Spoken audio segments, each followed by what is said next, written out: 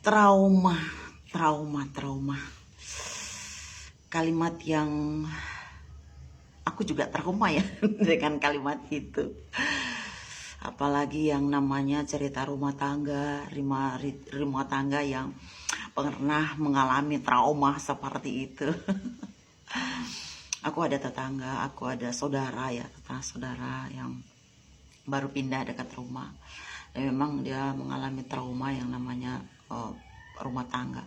Dan bukan cuma dia aja sih sebenarnya. Aku juga mau cerita tentang trauma itu yang aku alami gitu, karena aku mengalaminya sendiri. Bagaimana perasaan trauma itu yang selalu menghantui aku sampai sekarang pun itu masih ada. Kalau kita ingat betapa tersakitinya kita, bagaimana kita bagaimana hari-hari berat yang kita lalui itu dengan perasaan trauma di dalam hati. Itu kadang kita tidur pun suka kaget-kaget seperti ini, karena rasa sakit itu terbayang gitu. Ibaratnya kalau aku ingat rasa sakit itu kayak apa ya, kayak denyut jantung itu kayak berdebar lebih kencang lagi gitu. Cuman orang-orang yang trauma aja yang tahu bagaimana rasa sakit itu. Begitu kita ingat, walaupun kita udah berusaha mau memaafkan, berusaha mau melupakan, apalagi itu kalau masalah hati atau trauma tentang perselingkuhan, trauma tentang KDRT, trauma tentang rumah tangga. Kita pernah mengalami bagaimana sakitnya kita dihianati, bagaimana perasaan rasa sakitnya kita itu setelah mencintai seutuhnya, terus tiba-tiba kita ketahuan gitu yang mana suami kita berselingkuh atau apa. Itu memang traumanya itu sulit hilang. Aku aja yang pernah mengalaminya, terus kemudian aku pisah selama belasan tahun. Aku pisah karena aku berumah tangga selama 13 tahun. Terus di 13 tahun pernikahan itu aku mengalami yang namanya perpisahan. Setelah berpisah 12 tahun aku berpisah, trauma itu masih tetap ada.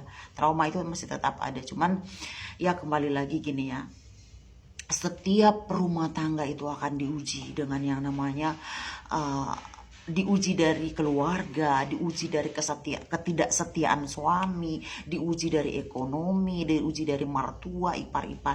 Karena memang berumah tangga itu kan ibadah yang paling panjang, ibadah terpanjang. Makanya pahalanya Masya Allah luar biasa. Asal kita mau sabar, asal kita mau tabah, atas kita ridho dengan apa takdir rumah tangga kita akan seperti apa, itu kita mau menjalaninya dengan ikhlas. Itu sih memang tidak mudah, apalagi orang-orang yang memang labil ya, yang emosinya juga dia tidak bisa kontrol di saat trauma itu datang, di saat rasa sakit itu datang.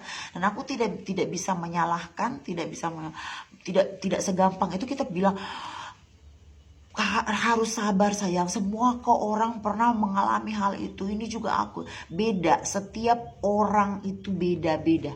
Beda cara dia memanage emosi dia itu beda-beda gitu. Nggak bakalan bisa sama si A dan si B. Bagaimana cara dia itu memaafkan keadaan yang ada, memaafkan suaminya, itu nggak akan sama. Yang satu dengan yang lain itu tidak akan bisa sama. Bagaimana cara dia mengatasi traumanya itu beda-beda sayang. Jadi kita tidak bisa menyamaratakan semua gitu. Cara orang-orang untuk mengatasi rasa trauma yang ada di diri dia itu pasti akan berbeda-beda. Cuman memang kita ya butuh lingkungan atau butuh support dari saudara, keluarga, orang-orang yang terdekat kita yang mau mengingatkan kita, mau mendoakan kebaikan kita, mau mendoakan kita agar kita cepat-cepat sembuh dari rasa trauma itu. Kembalikan saja kepada yang di atas, yang mana apapun takdir yang gitu. Akhirnya aku udah bisa berdamai dengan diri aku sendiri dan mulai lambat laun memaafkan rasa sakit itu. Memang tidak mudah, memang sangat-sangat berat, tapi kalau kita mulai ikhlas, mulai kita, ya Allah, apapun sakit yang Engkau berikan kepada aku ini, insya Allah akan menggugurkan pahalaku. Jadi kita kembalikan seperti itu. Kita mulai mengimaninya dan kita mulai memaafkan kejadian-kejadian apapun yang datang di diri itu. Allah memberikan cobaan, memberikan rasa trauma itu untuk kita, karena Allah yakin kita mampu melewatinya, karena Allah yakin bagaimana kapasitas diri kita. Jadi teman-teman yang masih ada rasa sakit, ada rasa trauma dalam dirinya, belajar memaafkan diri sendiri. Belajar dulu memaafkan diri sendiri, karena itu memang tidak mudah. Memaafkan keadaan, memaafkan takdir kita. Yuk komen di bawah yuk, kalian dari kota mana?